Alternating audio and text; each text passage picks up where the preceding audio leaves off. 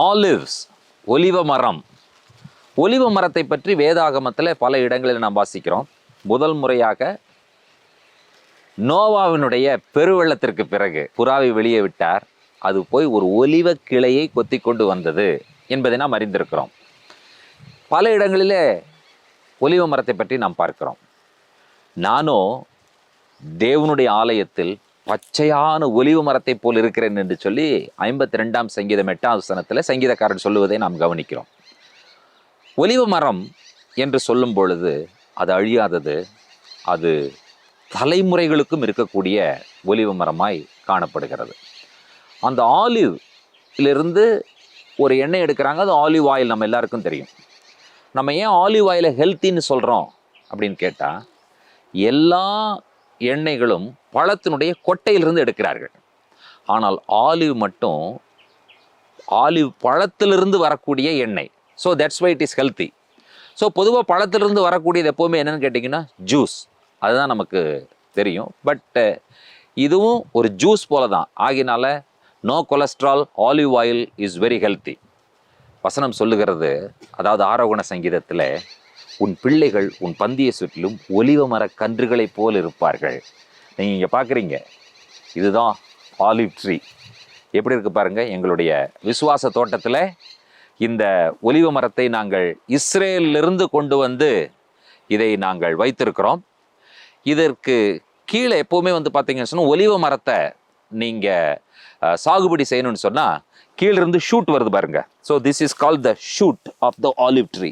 So shoot, இந்த shoot என்ன பண்ணணும்னு கேட்டிங்கன்னு சொன்னால், எடுத்து நீங்கள் பதியம் போட்டிங்கன்னு சொன்னால் அதை பட் பண்ணி வைக்கும் பொழுது இன்னொரு ஆலிவ் ட்ரீ வந்துடும். ஸோ நம்முடைய ஆண்டவராக இயேசு கிறிஸ்து யார் என்று சொல்லி கேட்டால், ஈசா என்னும் அடிமரத்திலிருந்து ஒரு துளிர் தோன்றினது என்று சொல்லப்பட்டிருக்கிறது. ஸ்மால் ஸ்ப்ரவுட் அப்படின்னு சொல்லப்பட்டிருக்கிறது. அந்த துளிர் அவர்தான் இயேசு கிறிஸ்து. இப்போ அந்த துளிர் அப்படின்னு சொல்கிறதில்ல, அந்த ஆலிவிலிருந்து வருகிற ஷூட்டுக்கு ஹீப்ரூவில் என்ன பேர் தெரியுமா? Netzer. Netzer is nothing but an olive shoot. இப்போ நம்முடைய ஆண்டவராக இயேசு கிறிஸ்து யாருன்னு கேட்டிங்கன்னா நெட்ஸார், அந்த ஆலிவிலிருந்து வந்த ஒரு ஷூட் அவர் ஆக்சுவலாக. இப்போது நம்முடைய ஆண்டவராக இயேசு கிறிஸ்துவுக்கு நசரேயனா இயேசுன்னு ஒரு பேர் இருக்குல்ல, அதனுடைய பொருள் என்ன தெரியுமா? நாசரேத்திலிருந்து வந்தவர், அது மீனிங் கிடையாது. சிலர் நினச்சிட்டு இருக்காங்க அவர் நசரேயவர் இருந்திருப்பாரு, ஆகினால அவருக்கு நசரேயனாகி இயேசு, அதுவும் கிடையாது. அவர் வந்து நெட்ஸார், அந்த எ ஷூட் ஃப்ரம் த ஆலிவ். அதனால தான் அவருக்கு பேர் வந்து நட்ஸ்ரி ஜீசஸ். ஸோ நம்முடைய ஆண்டவராக இயேசு கிறிஸ்துவுக்கு அற்புதமான ஊமையாக இந்த அற்புதமான ஒலிவ மரம் காணப்படுகிறதை நீங்கள் கவனிக்கிறீர்கள். இந்த ஒலிவ மரம் இருக்கிற அந்த கார்டன், அதாவது ஒலிவ மலை, அந்த ஒலிவ மலையில் அடிவாரத்தில் ஒரு கார்டன் இருந்தது.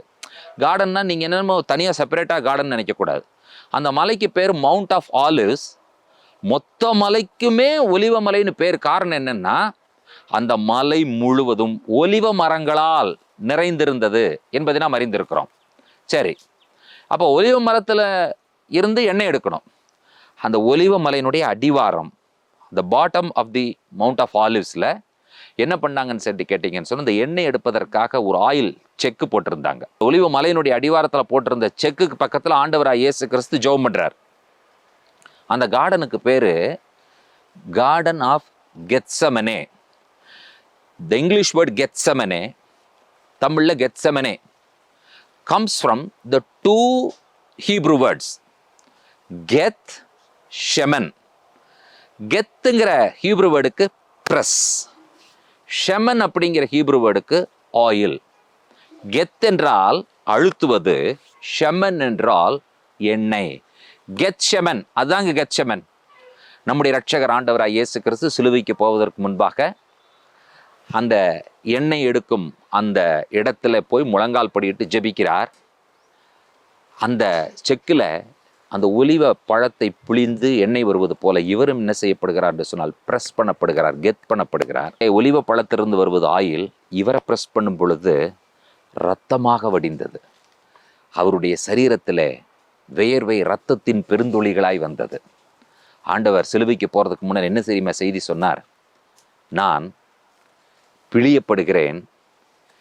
இங்கே ஒலிவ மரத்தில், அதாவது கெத்செமனேல எடுக்கிற எண்ணெய் தேவாலயத்தினுடைய அபிஷேகத்திற்கும் மெனோராவிற்கும் இன்னும் பல உபயோகங்களுக்கும் பயன்படுகிறது. இனிமேல் எண்ணெய் தேவையில்லை, அபிஷேகத்திற்கு என்னுடைய ரத்தம் போதுமானது என்று சொல்லி கெத்செமனே தோட்டத்திலே, அந்த ஒலிவ மரங்கள் இருந்த தோட்டத்திலே நம்முடைய ஆண்டவராய் இயேசு கிறிஸ்து பிழியப்பட்டார். அவருடைய இரத்தத்தினால் அபிஷேகம் பண்ணப்பட்டிருக்கிறோம். இயேசு கிறிஸ்துவின் இரத்தம் உங்களுக்கும் எனக்கும் போதுமானது. நம்முடைய பாவத்தை கழுவ, நம்முடைய பாவ மன்னிப்பிற்கு, நம்முடைய ரட்சிப்பிற்கு, நம்மை அபிஷேகிப்பதற்கு, நமக்கு எல்லாவற்றையும் விடுதலையும் கொடுப்பதற்கு இயேசு கிறிஸ்துவின் இரத்தம் போதுமானது. பாவிகளை ரட்சிக்க கிறிஸ்து இயேசு உலகத்தில் வந்தார். நாம் அவருக்குள் தேவனுடைய நீதியாகும்படிக்கு பாவமறியாதவரை நமக்காக பாவமாக்கினார். மரத்திலே தூக்கப்பட்ட எவனும் சபிக்கப்பட்டவன் என்று எழுதியிருக்கிறபடி கிறிஸ்து நமக்காக சாபமானார்.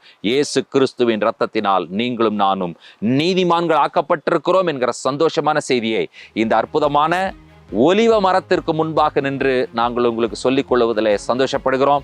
இந்த ஒலிவ மரத்தை நீங்கள் பார்க்க வேண்டும் என்று சொன்னால் உடுமலைப்பேட்டை விசுவாச தோட்டத்தில் எங்களுடைய திருச்சபைக்கு வாருங்கள். இன்னும் அதிக போதனைகளை கற்றுக்கொள்வீர்கள். கர்த்தர் தாமே உங்களை நிறைவாய் ஆசீர்வதிப்பாராக. ஷலோம்.